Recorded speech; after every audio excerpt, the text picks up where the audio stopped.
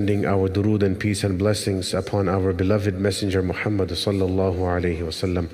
Dear respected brothers and sisters, insha'Allah ta'ala, tonight we will continue with the series of Imam Ash-Shafi'i rahimahullah ta'ala.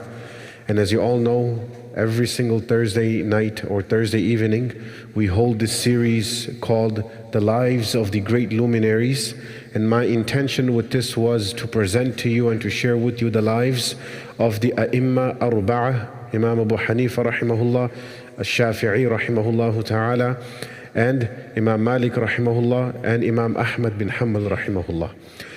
And the second part of the series will, insha'Allah ta'ala, cover the lives of the 6 great hadith books and the most reliable hadith books, the lives of their authors. Imam Bukhari rahimahullah, Abu Dawood rahimahullah, Muslim, Tirmidhi, Nasai, Ibn Majah rahimahullah ta'ala. So these names you will hear, if Allah wills, a few months later down the line. But tonight we are talking about the second Imam of the 4 great Imams of our Islamic history. The second one is who? Imam Ash-Shafi'i rahimahullah ta'ala. Now, last week I mentioned to you in regards to his akhlaq. Narrated by Yunus as-Sadafi rahimahullah, he says that I've never seen anyone more intellectual than Imam Ash-Shafi'i rahimahullah. Upon an occasion, I had a disagreement with him in regards to a mas'ala, not something personal, but it was related to the deen of Allah subhanahu wa ta'ala. And he says, ثُمَّ إِفْتَرَقْنَا, and then we both separated and departed. He went about his way and I went about my way. And then he says that Imam Shafi'i later on met me and he grabbed my hand and he said to me that أَلَا يَسْتَقِيمُ أَن نَكُونَ إِخْوَانًا, that is it not proper that we live like brothers? Even though we disagree upon something, just because we disagree upon something, it doesn't mean that it's the end of the world. It doesn't mean that if you don't agree with my views, you have become my sworn enemy, or vice versa. This is what we are being taught in today's society, that if someone's views are not compatible to my views, then what do? I make him exit from the fold of Islam. There is no more salam, there's no more talking to one another. He ignores you, you ignore him. And in the moment when you take the initiative and you try to be the better man to make mend, then what is the society telling you? That you are the weak one because you're taking the initiative. It should have been him because you're better than him. This is what we are being taught. So when we read about the lives of our great pious predecessors, my brothers and sisters, we come to realize that no wonder so many of the non-Muslims would just accept Islam by looking at the Muslims. So many of them would accept Islam just by interacting with the Muslims. That myth of Islam was spread by sword, right, is just a myth. When someone actually reads about the history of Islam, how it was spread, you will see that over 90 or 80% of the times, the vast majority of the times, the Sahaba radiallahu anhum and etc., they presented their akhlaq, they presented their adab to the society, and due to which they accepted Islam. And one remarkable example of it is what? That when the Prophet ﷺ became victorious and the mushrikeen of Mecca were under his mercy. So what did the Prophet ﷺ do? They were all thinking, meaning the mushrikeen of Mecca were thinking, that we persecuted the Muslims for 2 decades. We killed their loved ones. We assassinated so many of them. We boycotted them. We sanctioned them. Now they are victorious, so it's their right to kill us or to enslave us. This was the mindset that the mushrikeen had when the Muslims became victorious, and they're standing tall during the time of Fathu Makkah, during the conquest of Makkah. The Prophet ﷺ said what? Al-yawmu yawmul marhama, that today is the day of mercy. And that is when you see in history that thousands and thousands and thousands of mushrikeen from Mecca, they accepted Islam at that very moment, instantly, without any hesitation. Without any hesitation. Now moving on, my brothers and elders, in Tafsir al-Qurtubi, it is mentioned by Abdullah ibn Mas'ud radiallahu anhu, the great companion of the Prophet sallallahu alaihi wasallam. He says that it was very difficult for us, meaning us, the Sahaba, to memorize the word of the Quran. They said it was very difficult for us, but it was very easy for us to act upon it. It was easy for us to act upon it. And then he says, later will come people who will end up memorizing the Quran, but then it will become very, very difficult for them to act upon it. They will have the knowledge of the Quran, but they will not act upon it. Now let's dig deep into our hearts. Many of us, we know so much of the Quran, right? When we're told to give the tafsir, many of us will probably be able to give at least the basic tafsir of a certain surahs. But is it affecting me? Most likely the answer is no. So when he came to Imam al-Shafi'i rahimahullah ta'ala, whenever he used to recite the Quran, he used to recite the Quran with ponder and tadabbur and tafakkur, not only just reading. I mean, that is also because of the fact that they understood the Arabic language. But many of us, when we read the Quran, if we sit there for a few minutes, we become bored. Not because, na'udhu billah, we dislike the Quran. That's not the case. Why is it that we cannot sit there for hours and hours? The main reason is because we have not built that connection with the Arabic language. So that also plays a key role.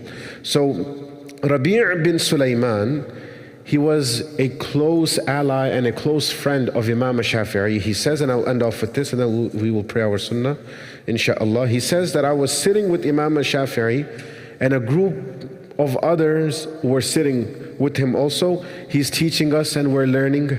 We are having our halaqah. All of a sudden, an old man with a walking stick comes up to Imam al-Shafi'i rahimahullah ta'ala. Now look at the akhlaq, at the character of Imam al-Shafi'i. He says that we all witnessed that Imam al-Shafi'i stood up for this elderly man, and he quickly fixed his own clothes and he greeted the man. Assalamu alaikum wa rahmatullahi wa barakatuh. Not that I am Imam al-Shafi'i, the government want me to be the Imam of the Islamic Empire. Why should I stand up for you? Why should I say salam to you? You're supposed to give me salam. No, that was not the mindset. He saw someone elder than him. He immediately stood up and he quickly fixed his clothes. That shows what? That he was sitting in a very comfortable position. So the fact that he had to stand and fix his clothes, that means what? That he was sitting in a very comfortable position, and he became very uncomfortable when he stood up because maybe his kurta or his sharwar or his pants, they were a certain way. So he quickly fixed it and he gave this elderly man salam. Now, the elderly man said to him that, can I ask a question? Imam Shafi'i said yes. The elderly man then said, that what is hujjah in our deen? Hujjah means a definitive proof. So in order to prove something, we first look at what? The Quran. If it's found in the Quran, then we don't need to look anywhere else. If it's not found in the Quran or it needs an explanation, then we move to Sunnah and Hadith. So for example, in the Quran, it states to perform your salah. But in the Quran, you will never ever find how many rak'ats of Fajr are there? You will not find that. Where do you find that? In the Hadith, in the Sunnah of the Prophet sallallahu alaihi wasallam. So Imam al-Shafi'i rahimahullah is saying that the greatest hujjah, the greatest definitive proof is the Quran. So the elderly man said, after the Quran it's what? Imam Shafi'i said, it's the Sunnah and the Hadith of the Prophet sallallahu alaihi wasallam. Then the elderly man said, what's the third one? Can anyone here tell me what's the third proof? Huh? No, ijtihad is later. Ijma', someone said it. Yes, ijma'. It's called ijma'. Ijma' means the consensus of the ummah.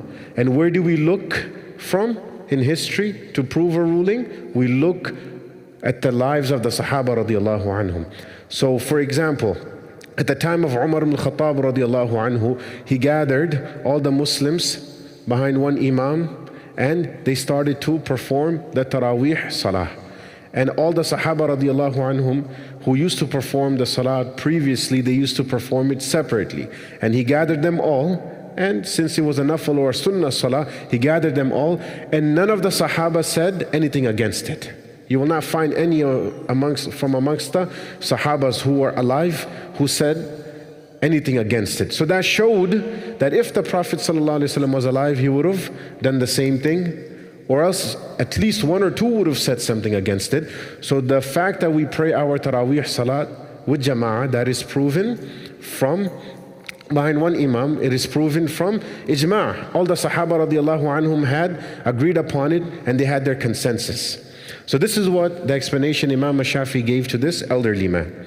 The elderly man says to Imam Shafi'i, prove it from the Quran. Prove it from the Quran. So Imam Shafi'i rahimahullah ta'ala started to think, and he said to the elderly man that give me 3 days and give me some time. 3 days. 3 days later, we will meet here. 3 days later, Imam Shafi'i rahimahullah ta'ala said to the old man that for in these 3 days, every single day I read the Quran from cover to cover, word to word, from Fatiha to Nas 3 times. In the 24-hour cycle, he said, I sat there pondering and reading over the Quran 3 times per day. And the only verse that I can find which proves this is the one in which Allah says, وَيَتَّبِعْ غَيْرَ سَبِيلِ الْمُؤْمِنِينَ, that they follow the path of other than the path of the believers. وَمَن يُشَاقِقِ الرَّسُولَ مِن بَعْدِ مَا تَبَيَّنَ لَهُ الْهُدَى, Allah says that the one who disagrees with the Prophet after when Hidayah has been manifested, وَيَتَّبِعْ غَيْرَ سَبِيلِ الْمُؤْمِنِينَ, and they go against the path of the believers, meaning the consensus that the believers have at that time. The vast majority of the ummah, if they are upon some ruling, then this is a sign that this ruling is a haqq ruling. Because the Prophet ﷺ also said that Allah Ta'ala will not make it such that the entire ummah agrees upon something that is improper or haram. Yes, you will always have some different opinions, but you look at what the jamhur, meaning the majority of the Muslims or the ulama or the scholars, they say. So then the elderly man, he 3 days later, after that he walked away. So the point is that they all had that great connection with the Quran. So the moment when they were asked something, they were not shy to say, give me some time. They were not shy to say, I don't know. I need to search it up. Nowadays, when we're asked something, what do? I think. With all due respect, who cares what we think, right? We have to go back always to the Quran and to the hadith of the Prophet sallallahu alaihi wasallam. So may Allah subhanahu wa ta'ala give us tawfiq to make amal. Subhanallah wa bihamdihi, subhanakallahumma bihamdik, wa nashhadu an la ilaha illa anta wa nastaghfiruka wa natubu ilayk. Jazakumullahu khairan wa akhiru da'wana alhamdulillahi rabbil alamin.